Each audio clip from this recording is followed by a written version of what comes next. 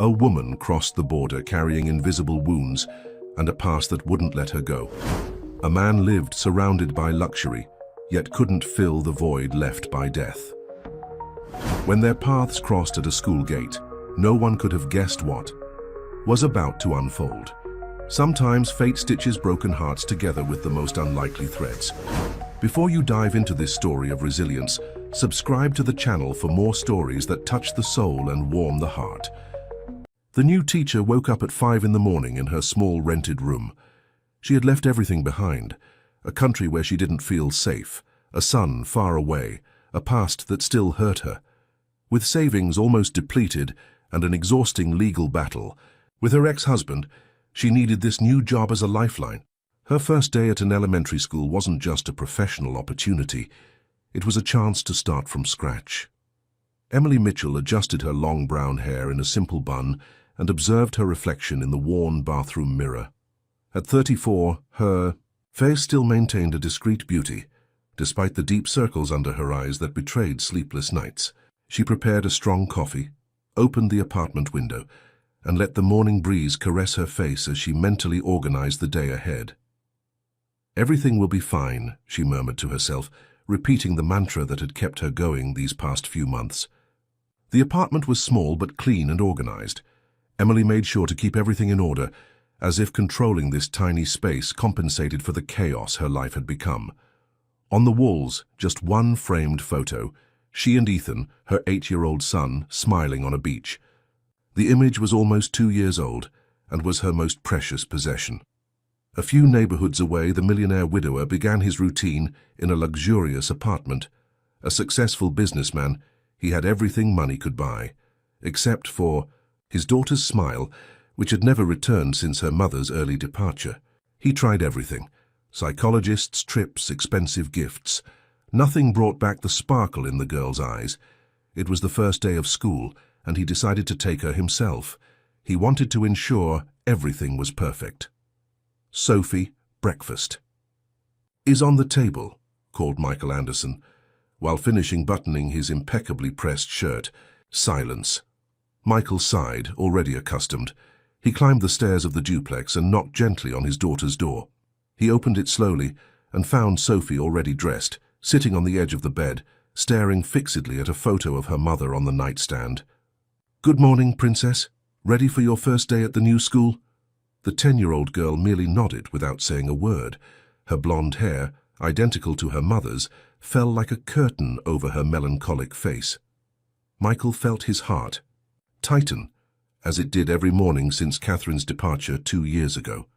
A fulminant cancer had taken his wife in a matter of months, leaving him alone with a company to manage and a traumatized daughter to raise. "Come on, you need to eat something," he insisted gently, extending his hand. Sophie grabbed her new backpack and ignored her father's outstretched hand, walking past him toward the kitchen. Michael breathed deeply, controlling his frustration.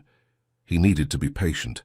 The last psychologist had said that his daughter's selective mutism was a way to process grief and that she would speak again when she was ready. Meanwhile, Emily finished getting ready. She dressed carefully. A navy blue pencil skirt, white blouse, and a simple blazer. She wanted to appear professional but not intimidating to the children. In her bag, she carefully organized her lesson plan for the first day, some fun activities, to break the ice with the new students, and a small book of poetry, her lucky charm. The clock showed 6:45 when she left the apartment. St. Francis School was a 20-minute walk away, and Emily preferred to go on foot. Besides saving on transportation money, the walk helped calm her nerves. The neighborhood was tree-lined, with beautiful houses and clean streets, a contrast to her previous life when she lived in the suburbs of Mexico City, Mexico. Emily had immigrated to the United States just 6 months ago. With a degree in education from her native country, she had managed to validate her diploma after much bureaucracy. The position at the private school had emerged unexpectedly when the previous teacher had to leave in a hurry. Mrs. Davis had been enchanted with her resume and her fluency in 3 languages, hiring her even without many local references. In the luxury car, Michael drove in silence. He occasionally glanced in the rearview mirror, observing his daughter, sitting quietly in the back seat, hugging her pink backpack. Sophie had been enrolled at St. Francis School after failing at 2 other schools. The recommendations were excellent, and the institution had a more humanized and less standardized approach, with small classes and individualized attention. "They say the school has a great art teacher," commented Michael, trying to start a conversation. "You'll love the painting classes." Sophie continued staring out the window, watching the city pass by. Michael gave up, turning on the radio at a low volume. "She'll adapt," he thought, repeating to himself the affirmation he told everyone who asked about his daughter. "It's just a matter of time." At the classroom door, the two met. The new teacher greeted him professionally. He responded with the reserve of someone accustomed to keeping distance. But their eyes met, and, though they wouldn't admit it, there was something there, a silent recognition of similar pain. "Good morning, you must be Sophie. I'm Miss Mitchell," she introduced herself, bending slightly to be at the girl's height. "I'm very happy to meet you." The girl raised her eyes for a brief moment, but soon fixed them back on the floor. Emily, undeterred, maintained her welcoming smile. "Mr. Anderson, I presume?" She extended her hand to Michael. "Emily Mitchell. I'll be Sophie's teacher this year." Michael shook the offered hand, noticing the teacher's subtle accent, but mainly the firmness in her handshake and direct gaze. She wasn't the type of person easily intimidated.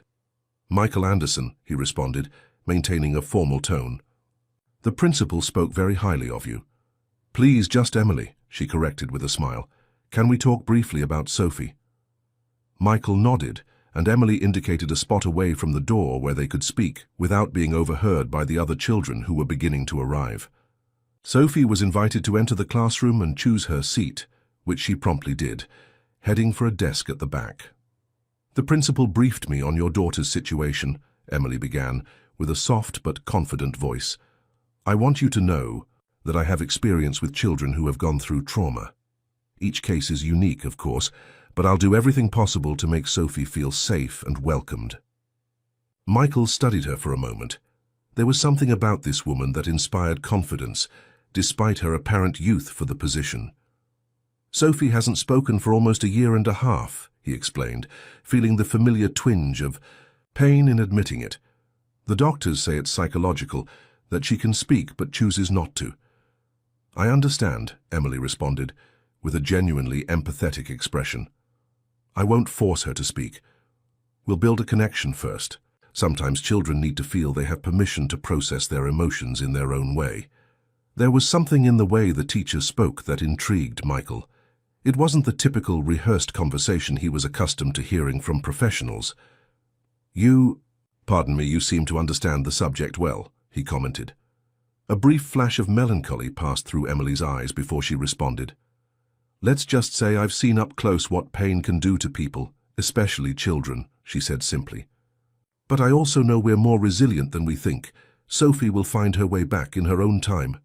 The bell rang, announcing the start of classes. Michael checked the designer watch on his wrist.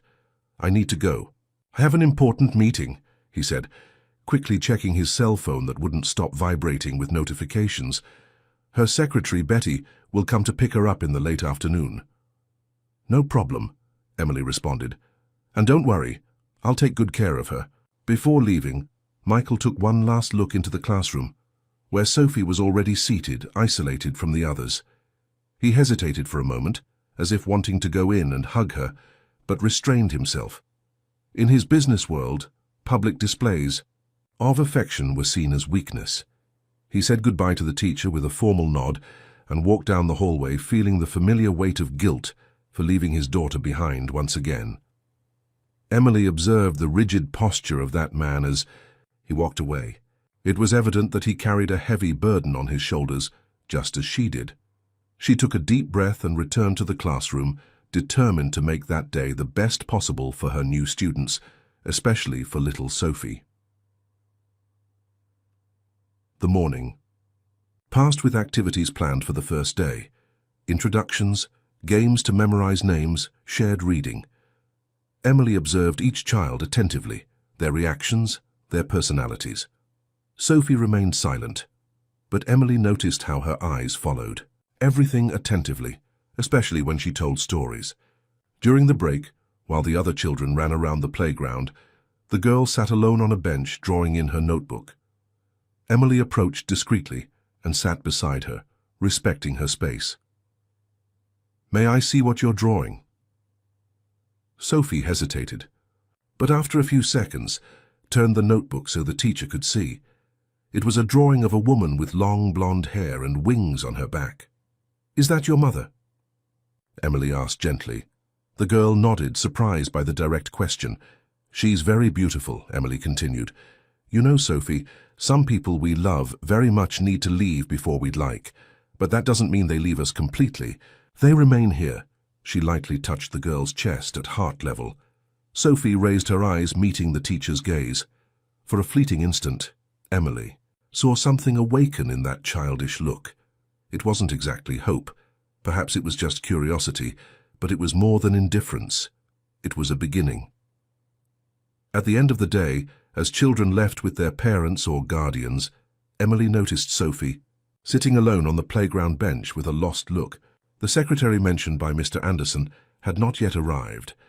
After waiting 15 minutes beyond the scheduled time, Emily decided to call the emergency number listed on the student's file. "Anderson," answered the deep voice after 2 rings. "Mr. Anderson, this is Emily Mitchell, Sophie's teacher. We've been waiting for Betty for almost half an hour." There was silence on the other end, followed by a heavy sigh. "I'm sorry, teacher. I just received a message from her. She had a car problem and couldn't let me know earlier, because we were in an important meeting. I can ask a driver to go, but it will take at least 40 minutes at this time of day."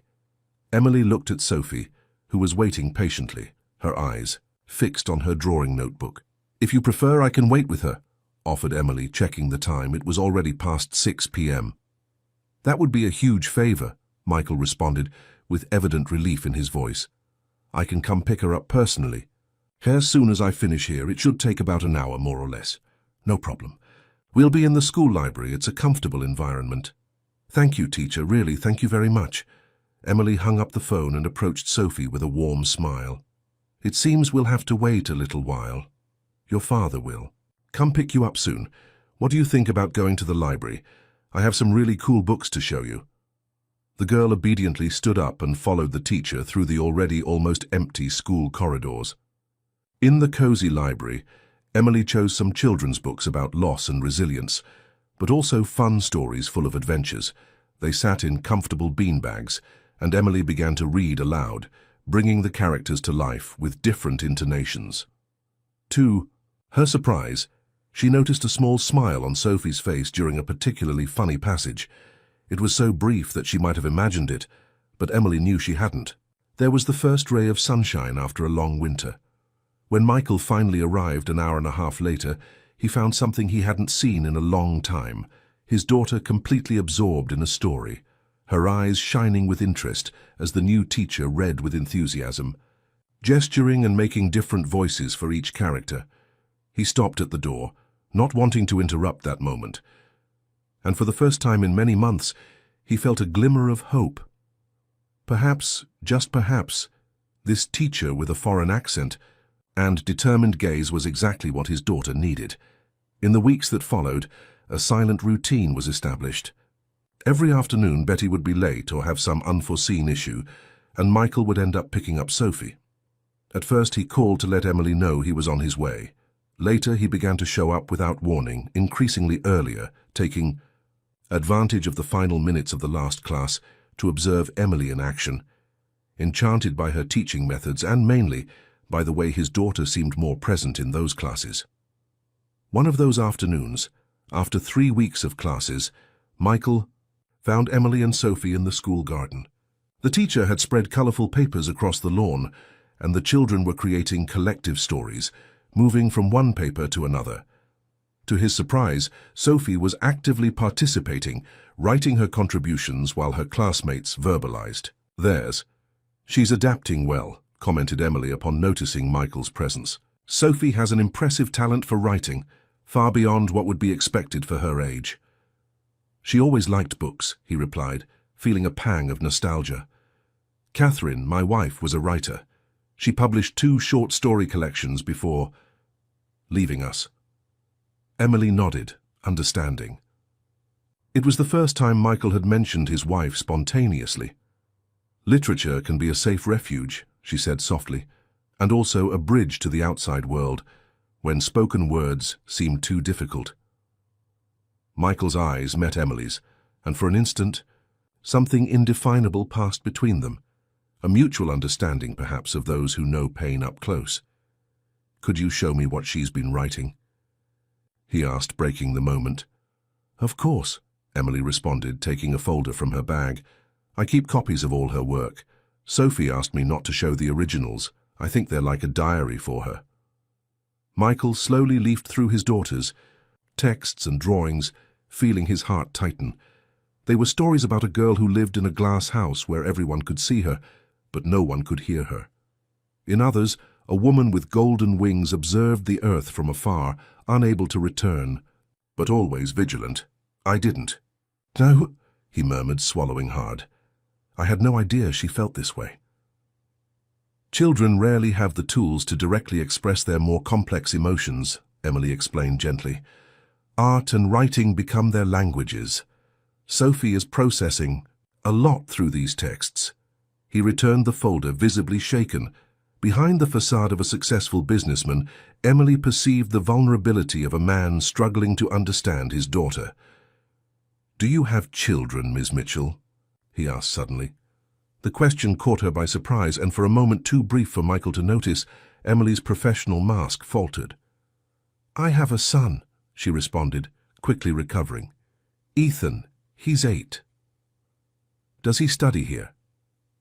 Emily looked away, pretending to organize some papers from the activity. "No, he lives with his father in Mexico." Michael noticed the tone of finality in her response and didn't insist. Sophie approached, handing her notebook to the teacher, who smiled gratefully. The girl stared at her father for a moment before turning to her backpack and packing it, ready to leave. "Sophie, how about some ice cream on the way home?" suggested Michael, hopeful. The girl looked at Emily as if asking for approval, and the teacher subtly nodded. "If you want, that would be nice," responded the teacher. "You both deserve a moment together after a day of work." To Michael's complete surprise, Sophie nodded affirmatively. It was a simple gesture, but it represented the first direct response to an invitation of his in a long time. Would you like to join us?" he invited impulsively. Emily hesitated, caught off guard by the invitation. "I appreciate it, but I have some commitments," she finally replied. "Maybe another time." Something in her tone of voice sparked Michael's curiosity. That woman was an enigma. Impeccable professional, charismatic with children, but maintained a calculated distance from adults. There was a story there, he was sure. "Of course. See you tomorrow, then." He said goodbye, gently guiding Sophie by the shoulder. Emily watched them walk away, a familiar tightness in her chest. She took out her cell phone and checked the time, 5:40 p.m. She would have to hurry not to be late for her second job. The ice cream parlor was an elegant establishment in the center of the city, with marble tables and upholstered chairs. Michael watched Sophie carefully savor each spoonful of pistachio ice cream, her favorite. There was something different about her today, a more alert presence, less distant. "Ms. Mitchell is nice, isn't she?" he commented casually. Sophie nodded, continuing to eat her ice cream. "She reminds me of Mommy," the girl wrote in the notepad she always carried with her, surprising her father with the comparison. Not in her face, but in her manner.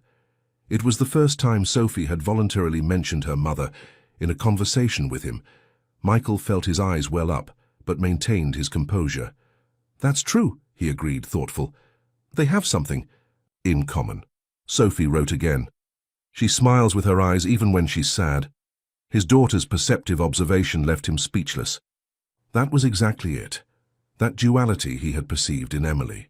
A smile that didn't completely hide a deep sadness. Meanwhile, Emily walked hurriedly through the busy downtown streets. She exchanged the elegant blazer for a simple t-shirt she carried in her bag and tied her hair in a casual ponytail. 2 blocks later, she entered through the back of a medium-sized Italian restaurant. "You're late, Emily," observed Mark, the owner, a 60-year-old Italian gentleman with a heavy accent. "Sorry, Mark.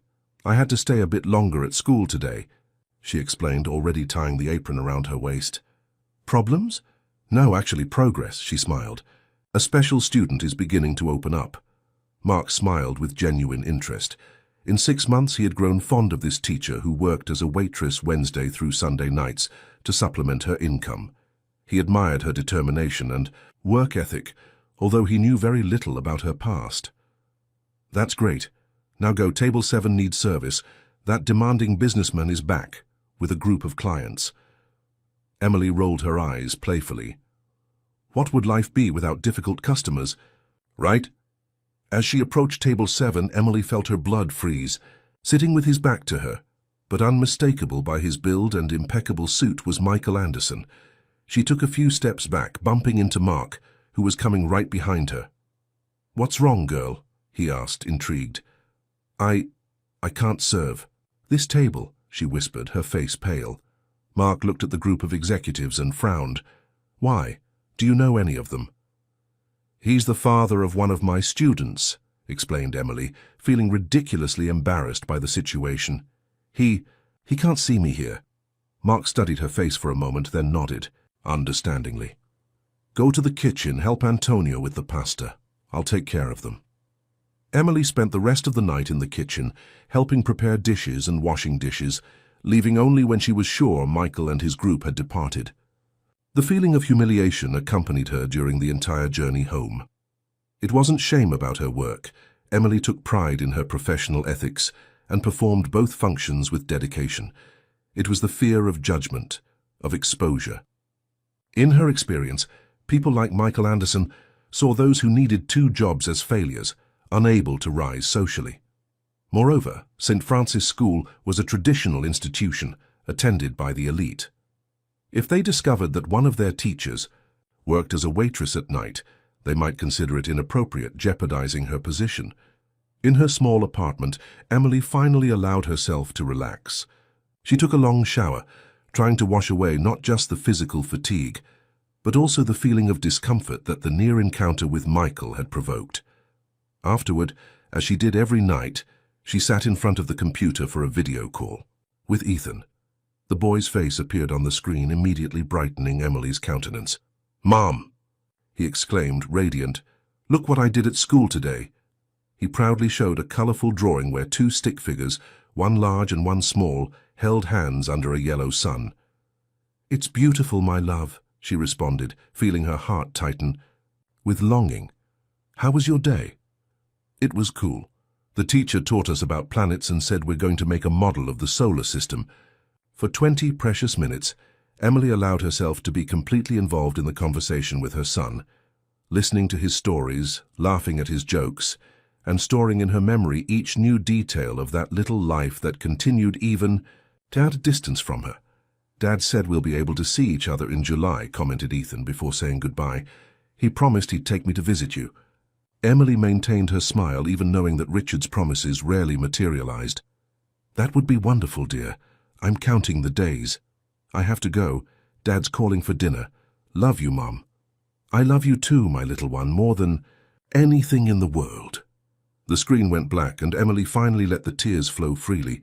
It had been another exhausting day of struggle to rebuild her life, to save enough money to bring Ethan to live with her, to prove to her ex-husband and the judicial system that she was capable of properly raising her son.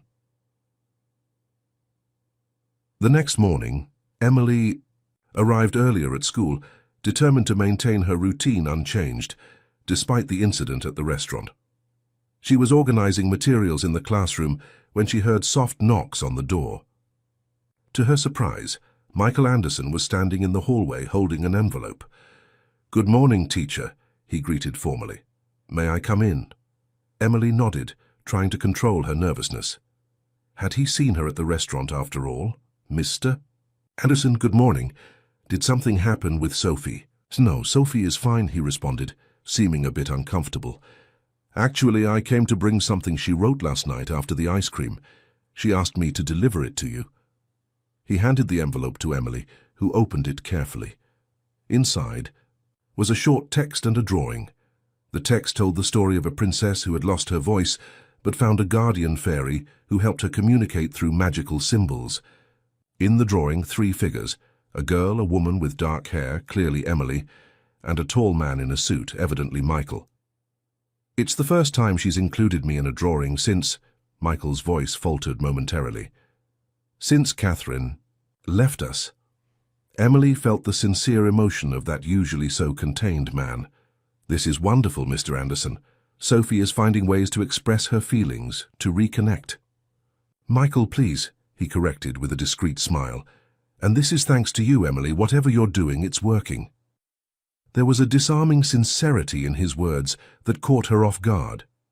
For a moment, she saw beyond the successful businessman, a vulnerable father, grateful for any progress in his daughter's recovery.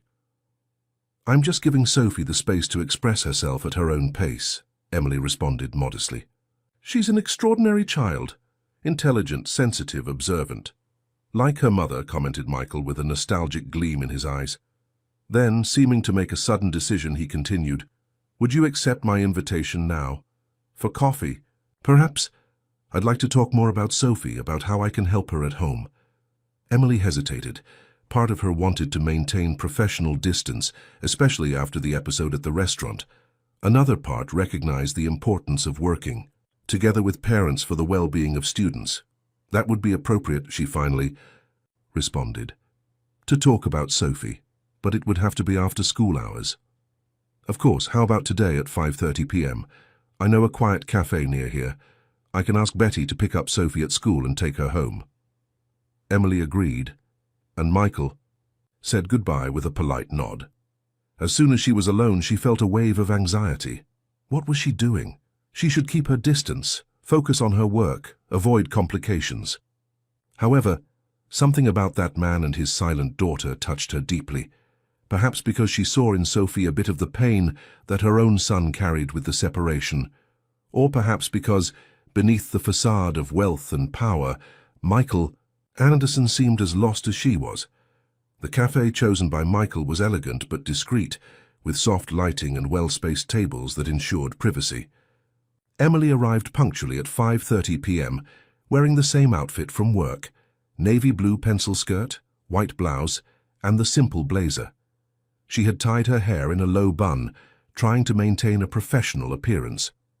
Michael was already waiting for her, having exchanged the formal suit for a grey cashmere sweater and dark pants. The change in appearance made him less intimidating, more accessible, Emily thought. "Thank you for coming," he said, standing up to pull out the chair for her, an old-fashioned gesture that caught her by surprise. "Thank you for the invitation," Emily responded, maintaining a neutral tone as she sat down. "How is Sophie today?" "Better," he replied with a discreet smile. "She wrote a note to Betty this morning, asking if they could stop by the bookstore after school. It's the first time she's taken the initiative to communicate like this." A waitress approached and took their orders, a double espresso for Michael and a cappuccino for Emily. "Mr. Anderson." "Michael, please," he insisted. "I think we can dispense with formalities when we're not at school." "Michael," Emily corrected herself, uncomfortable with the intimacy. "I want you to know that I think this conversation is important to understand how to help Sophie, but I need to keep our relationship strictly professional." He seemed surprised by her assertiveness, but nodded respectfully. "Of course, I didn't mean to suggest otherwise." Emily relaxed a bit, appreciating the mature response. The coffees arrived, and for a few moments both sipped in silence, watching the movement of the street through the cafe's large window. "Sophie reminds me a lot of my son," commented Emily, breaking the silence. "Not in behavior, but in sensitivity. Children like that feel everything intensely. They need channels to express these emotions. And you provide that for her in class, from what I've observed," responded Michael. "But at home I don't know how to do it. I've tried psychologists, therapists, nothing really worked." Emily carefully considered what she would say next. It was a fine line between professional advice and intruding in his personal life. "What Sophie needs most is emotional security," she finally said. "Knowing that she can feel what she feels, express it however she can, without judgment. And mainly, she needs to feel that she's not alone in her pain. What do you mean? You also lost Catherine, Emily explained softly. Sophie needs to see that you also suffer, that you also miss her. Share memories, talk about her mother. Normalize grief as part of life, not as something to be quickly overcome. Michael was silent for a long moment, absorbing her words. Finally, with a restrained voice, he confessed, I'm afraid that if I start talking about Catherine, I won't be able to stop crying, and that it will frighten Laura even more. Or perhaps show her that it's safe to feel, that it's normal to cry, Emily countered gently. Children learn to process emotions by observing how adults handle their own. For the second time that day, Emily saw the vulnerability behind the facade of the powerful businessman. It was disconcerting to realize how that man, who commanded one of the country's largest technology companies, could seem so insecure when it came to his own daughter. How do you do it? He asked suddenly. With your son, I mean. You said he lives with his father, so I imagine it's a situation. Difficult, Emily completed, taking a long sip of coffee. It's difficult every day. We talk via video calls almost every night. I tell stories, ask about his day, keep the connection alive. Why isn't he with you, if I may ask? Emily visibly stiffened. It was dangerous territory, too personal. It's complicated, she responded dryly. Legal issues, I'm working to bring him to live with me. Michael noticed the change in tone and didn't insist. There was mystery in that woman, layers she kept carefully protected. This only increased his curiosity. The conversation flowed to safer topics, specific techniques to help Sophie express herself at home, recommended books, activities that father and daughter could do together. Emily suggested a correspondence journal, a notebook where they could exchange messages, drawings, questions. Sometimes it's easier to write what we can't say, she explained, especially to those who are too close. When they left the cafe, it was already past 7 p.m. Night had fallen and the city lights were beginning to shine. Emily checked her watch, anxious. I need to go, she said abruptly. I have an appointment.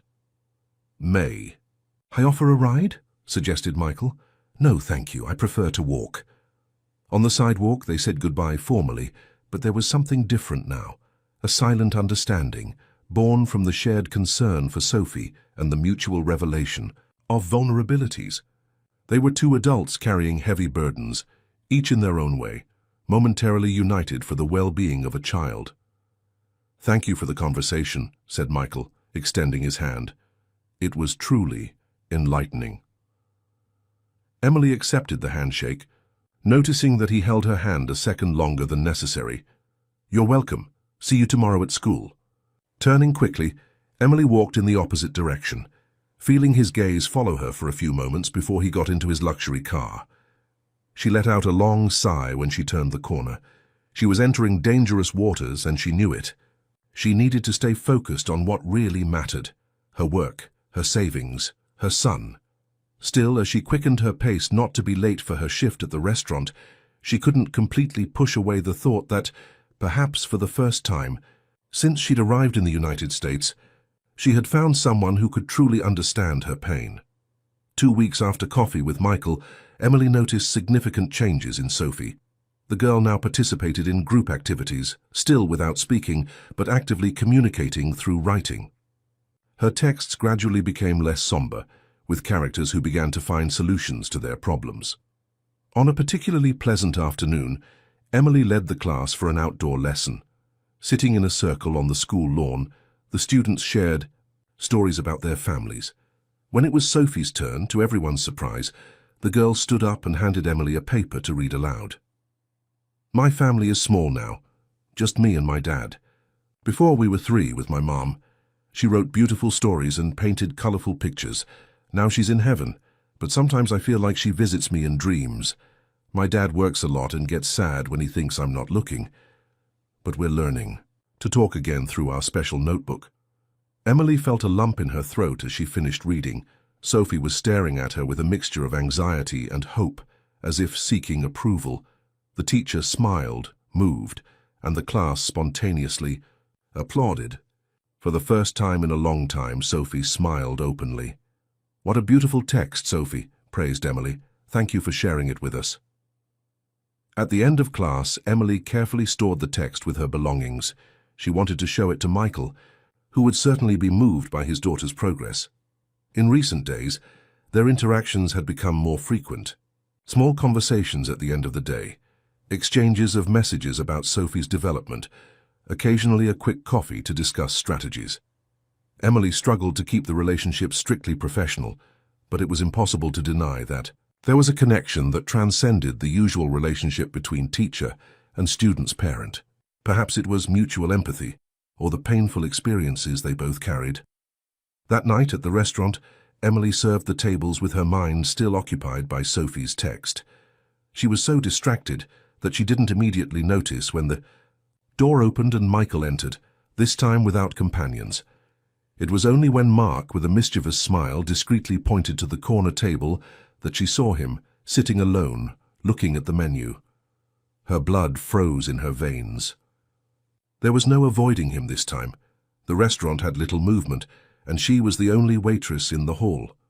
Taking a deep breath, she adjusted her uniform and approached, trying to maintain her composure. "Good evening, sir. May I take your order?" she said formally, avoiding eye contact. Michael raised his eyes from the menu, and his face registered shock, quickly followed by understanding. "Emily?" he asked, as if he needed to confirm what his eyes were seeing. "Hello, Michael," she responded, feeling her face burn with embarrassment. "What would you like today?"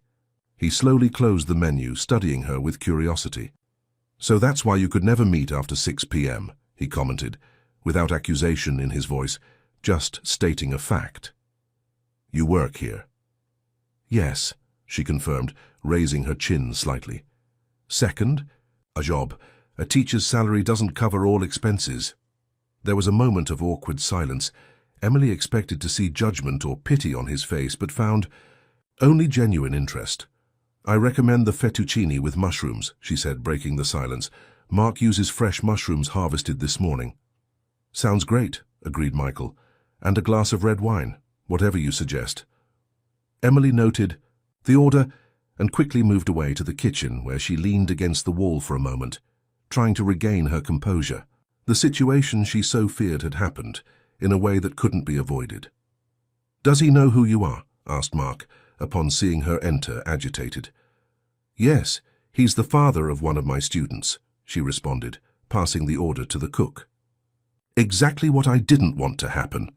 "And why not?" questioned the Italian, drying his hands on his apron.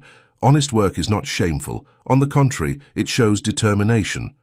His perceptive eyes analyzed Emily's expression. "Unless there's something more there," he suggested, with an understanding smile. "Don't be ridiculous," she retorted, blushing. "It's just a professional matter.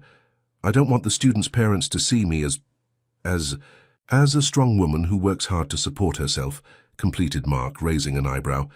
"Go on, girl. Face this with your head held high." When Emily returned with the wine, Michael was on the phone. He gestured for her to wait while he finished the call. "And yes, Betty, tell Sophie I won't be long. I already had dinner with her, just came to resolve a quick matter. Thank you." He hung up and indicated the chair across from him. "May you sit for a moment?" he asked politely. "I'm working, Michael," she responded, embarrassed. "I can't simply sit with customers." He looked around, noting the almost empty restaurant. "Just 5 minutes, please." Reluctantly, Emily sat down, keeping her back straight and her hands joined on the table. "You're not here by chance, are you?" she asked directly. "You saw me the other time and came back on purpose." Michael had the decency to appear slightly embarrassed. "I noticed you leaving the kitchen that day," he admitted. "I thought I was imagining things, but curiosity spoke louder.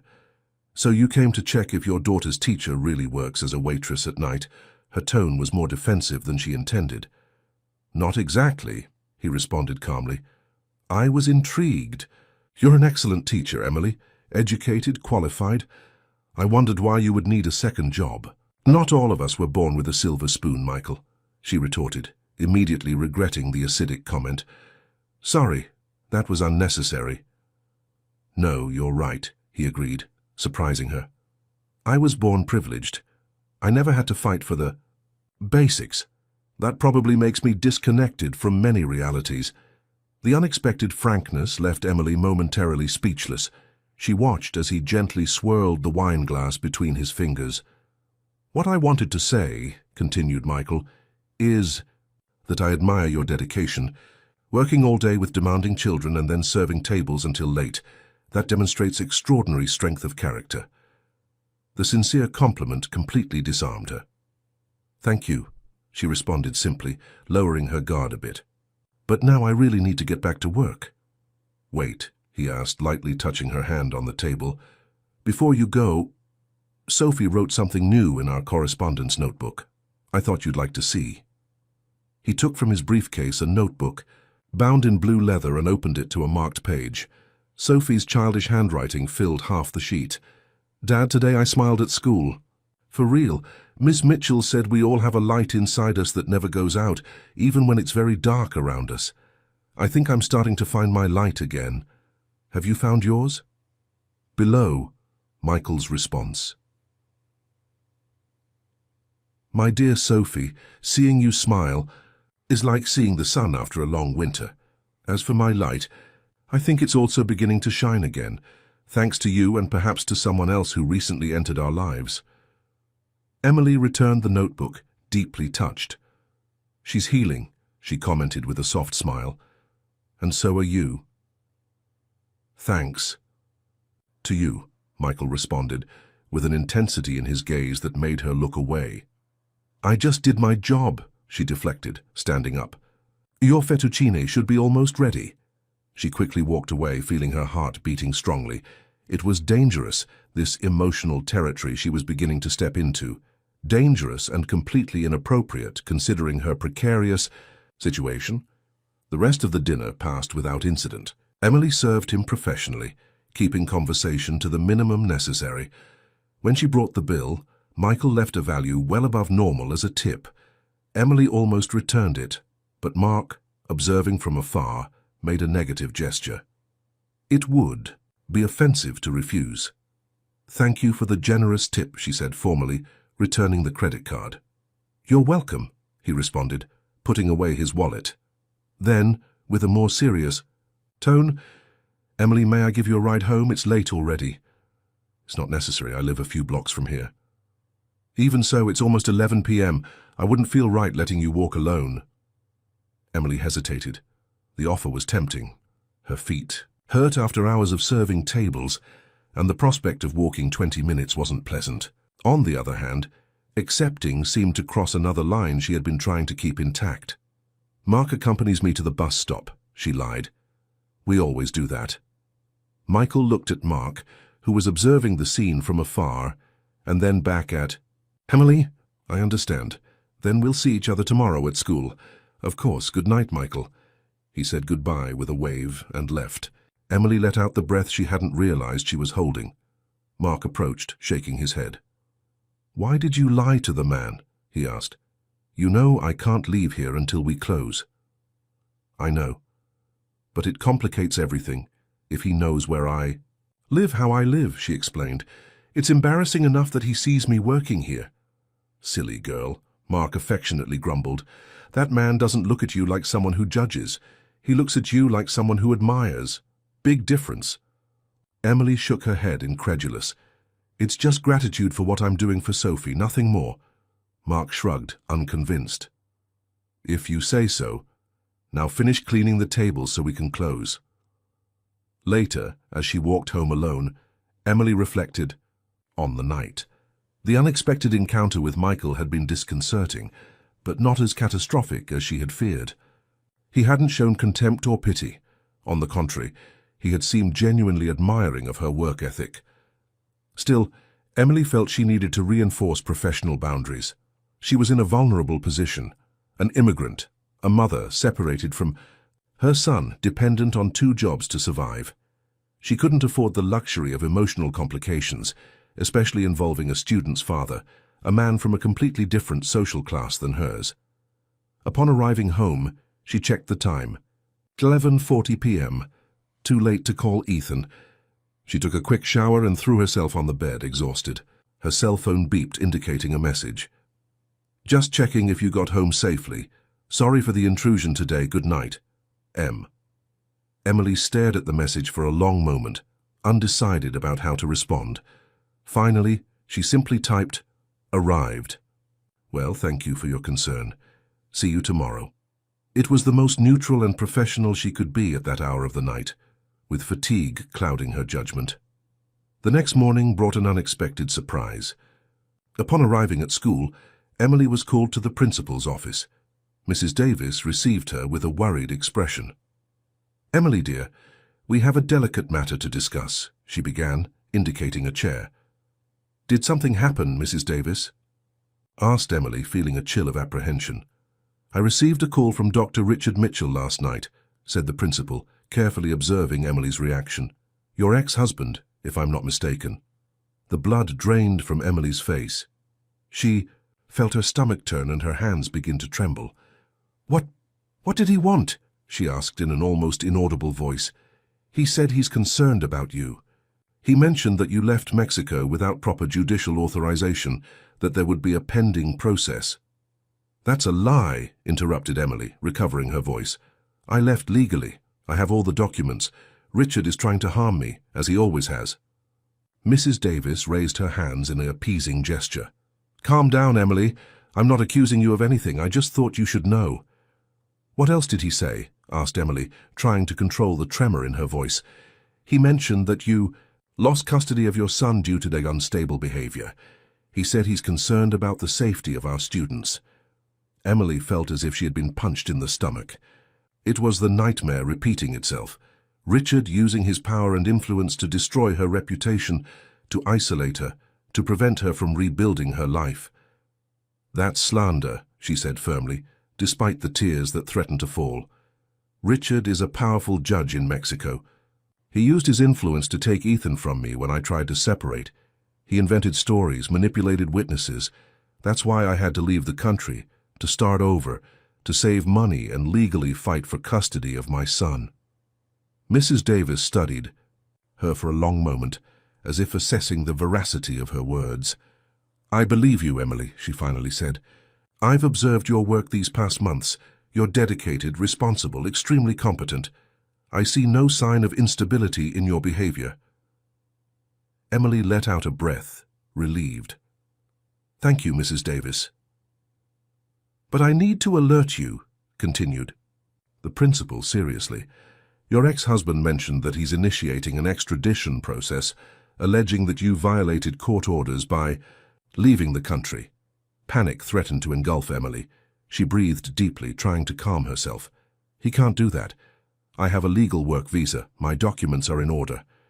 "Even so, I think you should consult a lawyer," Mrs. Davis advised gently. "And know that you have our support. The school won't fire you because of unproven accusations." The classes that day were a test of Emily's willpower. She smiled at the students, conducted activities, corrected work, all on automatic, while her mind buzzed with worries. How had Richard found her? What else would he do to ruin her new life? During the break, she hid in the empty teacher's room and called her lawyer in the United States, a young recent graduate who had accepted her case for an affordable amount. "Doctor." "Paul, I urgently need your help," she said as soon as he answered. "My ex-husband has located me. He's threatening to initiate an extradition process." "Calm down, Ms. Mitchell," responded the lawyer. "He has no legal basis for that. You left Mexico legally, with a valid passport and visa. As for the custody of your son, we have all the evidence that the process was conducted in a biased manner due to your ex-husband's position as a judge. But he's contacting people here, trying to harm me. He called the principal of the school, where I work." "That's harassment," affirmed Dr. Paul firmly. "We can use that in your favor. In fact, I think it's time we proceed with that action we discussed." Emily hesitated. The action he referred to was a formal request to the Inter-American Court of Human Rights, denouncing the persecution and abuse of power by Richard. It was a risky step that could enrage him even more. "I'm afraid of what he might do to Ethan," she confessed, her voice choked. "I see him so little as it is. What if Richard completely prohibits our video calls?" "That would be more evidence of the parental alienation he practices," argued the lawyer. "Ms. Mitchell, I know it's scary, but we need to act now before he causes more damage. Emily reluctantly agreed and hung up, feeling simultaneously determined and terrified. In the hallway, she almost collided with Michael, who apparently was looking for her. "Emily, I was looking for you." Sophie had an incredible idea for the science project and wanted your opinion. He stopped, noticing her red eyes. "What happened?" "Nothing," she automatically responded, looking away. "I'm fine." "Clearly you're not," he insisted, concerned. "Can I help in any way?" Emily almost laughed at the irony. What could Michael do against Richard? Although they were both powerful men, they were in different countries, different worlds. "It's just a personal problem. I'll resolve it." "Does it have to do with your son?" he risked, surprising her. Emily stared at him, undecided between keeping her private life protected or confiding in someone who might understand. "My ex-husband," she finally admitted. "He discovered where I am. He's trying to harm me, as he always has." Michael frowned, clearly disturbed. "What do you mean, harm?" Emily checked if they were really alone in the hallway before continuing. "He's a judge in Mexico, an influential, vindictive man. When I asked for divorce, he used his power to take custody of my son, invented stories about my mental health, isolated me. I came to the United States to start over, to gather resources to legally fight for Ethan. Now Richard has discovered where I am and has already started spreading lies." "This is serious," commented Michael, his expression grave. "Do you have a lawyer?" "Yes, but—" Emily shook her head, feeling defeated. "How can I fight against him? Richard has money, power, connections." "I can help," offered Michael immediately. "No, Michael," Emily firmly refused. "I appreciate the offer, but that would only complicate everything. I'm already in a vulnerable position. If they start seeing me as the teacher who's having an affair with a wealthy student's father—" She stopped, realizing what she had just implied. "Not that I understand perfectly," he interrupted, sparing her the embarrassment. "But there are discreet ways to help. I know good international lawyers, specialized in cases like yours." The bell rang, announcing the end of the break. "I need to get back to the classroom," said Emily. "Please don't mention this to anyone. I already have a lot to worry about." "So of course," promised Michael. "But Emily, you're not alone in this, remember that." She nodded briefly and walked away, her heart heavy. His words, though comforting, didn't change the reality. She was fighting against a corrupt system, a vindictive man, and international barriers to recover her son. And now her fragile stability in the United States was threatened. The rest of the day passed in a blur. After classes, Emily was so distracted that she barely noticed Sophie approaching. With a drawing. "It's for you, teacher," the girl wrote in her notepad, extending the paper. Emily forced a smile and looked at the drawing. It showed 3 figures, a woman, a man, and a girl, holding hands. In the background, a 4th figure, a boy, seemed to be approaching the group. "It's beautiful, Sophie," thanked Emily, genuinely touched. "Who are these people?" Sophie wrote again. "You, me, my dad, and the boy is your son, coming to visit us." Emily felt her throat tighten. Somehow the girl had captured her pain, her longing, her deepest desire. "Thank you," was all she could say briefly, hugging Sophie. As she left the school, she was so absorbed in thoughts that she didn't immediately notice the elegant car parked near the gate. Michael was waiting, leaning against the side of the vehicle. "We need to talk," he said as she approached. "It's important." "Michael, I already said I don't want your involvement in my problems," insisted Emily, too tired to be diplomatic. "It's not about that, or rather not directly," he responded seriously. "It's about Sophie. She just sent me a message, saying she noticed you were sad today. She's worried about you." Emily felt simultaneously touched and guilty. She didn't want her personal problems to affect her students. "I didn't mean to worry her.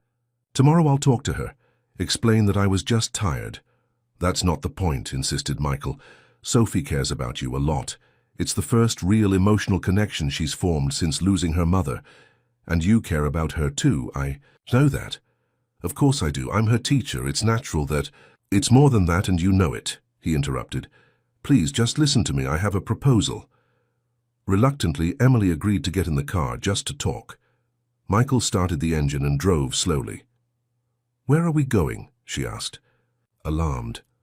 "Just taking a drive to ensure privacy in the conversation," he responded, reassuring her. "I promise I'll drop you off wherever you want afterward." He drove a few blocks before continuing. "I did some research today. Your ex-husband, Richard Mitchell, is a judge of the Superior Court of Justice in Mexico City. He has a reputation for being relentless, politically connected. I also discovered he's had several complaints of abuse of power that were mysteriously shelved." Emily stared at him, astonished. "How did you get this information so quickly?" "I have resources," he responded simply. "What matters is that you're right. He's dangerous and influential, but he's not untouchable." "What do you mean?" "I mean I can help, Emily, not out of pity or interest, but because it's the right thing to do. I have connections with international human rights organizations. I know diplomats. I have access to lawyers specialized in international law." He parked the car in a quiet plaza and turned to face her. "I know you're proud and independent. Admire that, but sometimes we need to accept help to fight battles bigger than ourselves." Emily felt hot tears running down her face, unable to contain them. The exhaustion, the fear, the constant lonely struggle of the past years, everything seemed to collapse on her at that moment. "Why would you do this?" she asked with a choked voice. "You barely know me." Michael reflected for a moment before responding. "When Catherine got sick, we faced some of the country's best doctors who insisted her case was terminal from the beginning. One of them, a renowned oncologist, refused to try an experimental treatment because statistically it wasn't worth the effort." His voice faltered slightly. "I realized then that power and money mean nothing when the system is against you. We need people willing to fight at our side, to challenge the odds." Emily observed the gleam of determination in his eyes, a new facet of that usually contained man. "Besides," he continued more softly, "you gave my daughter back to me. Not literally, of course, but before you, it was as if she was absent even while being physically present. Now she's coming back step by step. How can I not return this gift?" Silence settled in the car. Emily discreetly wiped away her tears, thinking about what that offer could mean. It was risky to accept, but riskier still was to continue fighting, alone against Richard. "If I accept your help," she finally said, "I need you to understand that it's purely professional. I don't want to give the wrong impression. Reputation is all I have at this moment." "Absolutely," agreed Michael seriously. "No one besides the two of us and the lawyers will need to know, and I promise to respect your boundaries." "Emily, and if we fail?" she asked, voicing her biggest fear. "If Richard is stronger in the end, I can't bear the thought of losing Ethan forever." "Then we won't fail," responded Michael, with a conviction that against all odds made her believe that perhaps, just perhaps, there was hope. That night when Emily finally arrived home after her shift at the restaurant, she found a simple bouquet of wildflowers at the front desk. The card said only, "Strength, the battle is just beginning. M." She placed the flowers in a glass of water. She didn't have a vase, and sat at the small kitchen table looking at the open laptop. On the screen, the last photo Ethan had sent. He was smiling, showing a recently lost baby tooth. "I'm going to bring you home, my son," she promised aloud. "Whatever it takes." For the first time in a long time, these words didn't sound like an empty promise, but like a real, tangible possibility. And this, Emily realized with a mixture of gratitude and apprehension, was because of Michael Anderson, a man who had entered her life by chance, and who inexplicably seemed determined to stand by her side in this battle. 3 months passed since Michael had offered help to Emily. They were months of intense legal activity, with virtual conferences, with international lawyers, preparation of documents, and a careful strategy to confront Richard Mitchell. During this time, the relationship between Emily and Michael evolved into a partnership based on trust and mutual respect, always maintaining the necessary discretion. At school, Sophie had made extraordinary progress, although she still didn't speak. Her communication through writing had become so fluent that her silence was hardly noticeable. Her texts, once somber, now overflowed with hope and imagination. She had friends, actively participated in classes, and at home the correspondence journal with her father had become a shared treasure. It was a warm afternoon in June when Emily received a phone call that would change everything. She was in the teacher's room preparing material for the next day when her cell phone rang with an unknown number. "Emily Mitchell?" asked a formal voice in Spanish. "This is Dr. Gabriela Suarez from the Inter-American Court of Human Rights." Emily's heart raced. This was the contact that the lawyers hired by Michael had established months ago. "Yes, it's me. I'm pleased to inform you that your case was analyzed with priority due to substantial evidence of abuse of judicial power. The court has determined immediate precautionary measures in your favor." Emily gripped the phone tightly, hardly believing what she was hearing. "What does that mean exactly?" "It means that Judge Richard Mitchell is temporarily prevented from taking any legal action against you. Additionally, the Mexican court has been notified to review the custody process with international supervision due to indications of procedural irregularities." Emily covered her mouth with her free hand, trying to contain her emotion. And my son?" she asked, with a trembling voice. "The most important decision is that a supervised 2-week visit has been authorized. Your son will be able to travel to the United States to be with you while the case is reassessed." The tears came instantly. After almost 2 years of seeing Ethan only through a screen, she could finally hug him, smell him, hear his laughter in person. "When?" was all she could ask. "The details will be determined in the next few days, but we estimate within 2 weeks. The trip will be accompanied by a representative of the court to ensure compliance with the decision." After hanging up, Emily remained motionless for a few minutes, absorbing the news. Her first impulse was to call Michael. He had made this possible, after all. But she restrained herself. She needed to process the information alone first, prepare herself emotionally for what was to come. That night, at the restaurant, Emily served the tables with a different sparkle in her eyes, a renewed energy that didn't go unnoticed by Mark. "Something good happened, didn't it?" asked the Italian, noticing her constant smile.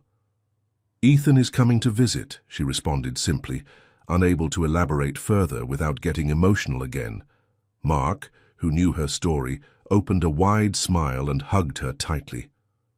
"That's wonderful. Girl, when?" "In 2 weeks, probably. I don't know the details yet, but it's real, Mark. It's really going to happen." "We need to celebrate," he declared, fetching a bottle of wine from the bar. "Tonight's on me." At the end of her shift, as Emily prepared to leave, she found Michael waiting outside. Her heart skipped a beat. She hadn't seen him outside the school environment for almost a week, since the last meeting with the lawyers. "I received the news," he said without preamble, a genuine smile illuminating his usually serious face. "Gabriela called me right after she spoke with you." Emily didn't think twice before impulsively hugging him. "Thank you," she murmured against his shoulder. "I never would have managed without your help." Michael returned the hug briefly before stepping away, respecting the boundaries they had established. "You would have found a way," he responded sincerely. "I just accelerated the process a bit." They walked side by side on the sidewalk, sharing a comfortable silence. "How are you feeling?" he finally asked. "Honestly, terrified and euphoric at the same time," confessed Emily. "What if he's different? What if he doesn't like me in person? It's been almost 2 years." "He'll adore you, exactly as before," assured Michael. "Children have an incredible capacity to preserve what's essential." "Speaking of which, how is Sophie?" Michael's face lit up. "Better every day. Yesterday we had a special moment." "What happened?" She was looking at photo albums with Catherine. Suddenly she pointed to a photo and said, "Mom had the most beautiful smile in the world." Michael paused, visibly moved. They were the first words she had spoken in almost 2 years. Emily stopped walking, surprised and happy. "Michael, that's incredible," she exclaimed, genuinely emotional. "The ice has been broken. Now it's just a matter of time. And all thanks to you," he said, with that intensity in his gaze that made Emily look away. "It was a joint effort," she corrected. resuming walking. You did your part, creating a safe environment for her at home. They reached the point where they would normally separate, he to his car, she to her path on foot. "May I offer a ride?" asked Michael, as he always did. This time, to his surprise, Emily accepted. "Yes, thank you, I'm exhausted." On the short journey to her apartment, they talked about the preparations for Ethan's arrival. Emily mentioned worriedly that her small, one-bedroom apartment would be tight for two. "I have savings to rent a larger place, but with so little notice." "I have a suggestion," interrupted Michael cautiously. "The company maintains some furnished apartments for visiting executives. There's one unoccupied at the moment, a few blocks from the school. It would be perfect for you and Ethan." Emily hesitated. Accepting legal help was one thing, but this seemed to cross the boundaries they had established. "I don't know, Michael. You've already done so much." "It's just a temporary loan," he insisted. "So you and Ethan have adequate space these 2 weeks. No commitments or expectations." She considered the offer. It made sense. Ethan deserved a comfortable space, a positive experience during this visit that could define their future. "All right," she finally agreed, "but I insist on paying a fair rent." "We can discuss that later," Michael responded diplomatically, knowing he wouldn't accept any amount. When they arrived at the simple building where Emily lived, Michael turned off the engine, but made no motion to get out of the car, respecting her privacy. After a moment of silence, she turned to him. "Michael, I know I've said this before, but I need you to understand how grateful I am, not just for the legal help, but for believing in me when many wouldn't." "I understand," he responded softly. "And I want you to know that regardless of anything, I'll be here to support you. No pressure, no expectations." Emily nodded, understanding what he wasn't explicitly saying, that his feelings had evolved beyond the initial partnership. Hers too, although she was reluctant to admit it. "One thing at a time," she said, smiling slightly. "First, I need to focus on Ethan, on ensuring this visit is perfect. The future, and we'll see later." The next 2 weeks passed in a frenzy of preparations. Emily moved to the apartment lent by Michael, an elegant but cozy space with 2 bedrooms, a spacious living room, and a small balcony overlooking a park. She decorated Ethan's room with superhero posters and bought his favorite books and games. At school, she shared the news with the students, who were excited about the idea of meeting her son. Sophie, especially, seemed anxious for Ethan's arrival. She had made a welcome drawing and, to everyone's astonishment, verbalized her desire during class. "I want him to be my friend," she said, with a voice hoarse from disuse, but determined. On the eve of Ethan's arrival, Emily was so nervous she couldn't stay still.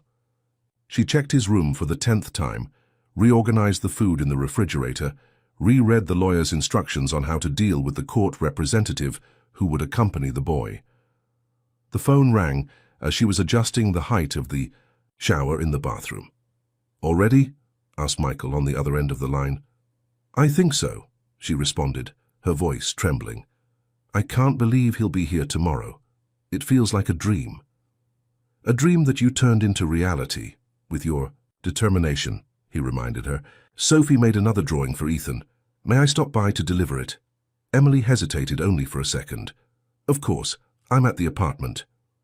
20 minutes later, Michael arrived, bringing not just the drawing, but also a basket with fruits, chocolates, and a small toy robot. Sophie insisted on the robot, he explained, delivering the gifts. "She said every boy needs one." Emily laughed, accepting the items. "Is she speaking more?" "Short phrases, mainly with Betty and me. The psychologist says it's extraordinary progress." She invited him in and offered coffee. The conversation flowed naturally as he observed the small transformations Emily had made to the apartment. Framed photos of Ethan, children's books organized on the shelf, colorful drawings on the walls. "It's perfect," he commented. "Ethan will love it." "I hope so," she responded, nervously wringing her hands. As Michael prepared to leave, he stopped at the door and looked intensely at Emily. "I want you to know, regardless of what happens next, I'm grateful to have you in our lives. You brought light back to Sophie, and consequently to me too. Emily felt her heart race with the sincerity in his voice. You two also brought light to my life, she admitted softly, at a time when everything seemed dark. For a moment, they just looked at each other, a silent understanding passing between them. Then, respecting the moment and the circumstances, Michael stepped away with a gentle smile. Good luck tomorrow. We'll be rooting for you. The next morning, Emily waited at the airport, her heart beating so hard it felt like it would burst from her chest. When she finally spotted Ethan coming through the arrival gate, holding the hand of a woman in a suit, the court representative, the world seemed to stop. The boy saw her, and his eyes widened. For a terrible second, Emily feared he wouldn't recognize her. Then his face lit up with the most radiant smile in the world. "Mom!" he shouted, releasing himself from the companion and running in her direction. Emily knelt down, opening her arms to receive him in that hug she had waited for almost 2 years. Tears flowed freely down her face as she held her son, feeling his warmth, his smell, the solidity of his small body. My love, she murmured, covering his face with kisses. You're here. You're finally here. I knew I would find you. Again, Mum, declared Ethan with the simplicity and certainty that only children possess. I always knew. At that moment, hugging her son in the middle of the busy airport, Emily felt that for the first time in a long time, she was truly complete. The future was still uncertain. The battle for definitive custody would be long and difficult. But there was hope. And where there was hope, there was the possibility of new beginnings. As they left the airport, Emily thought of Michael and Sophie and how their lives had intertwined in unexpected ways. She thought of the battles each of them had faced and those yet to come. But mainly, she thought of the strength they had found in each other, proving that even the most wounded hearts can, together, find their way back to the light. Dear listeners, we hope the story of Emily and Michael has touched your hearts. This account of new beginnings, overcoming, and encounters that transform our lives when we least expect, reminds us that, even in the most difficult circumstances, hope should never be abandoned.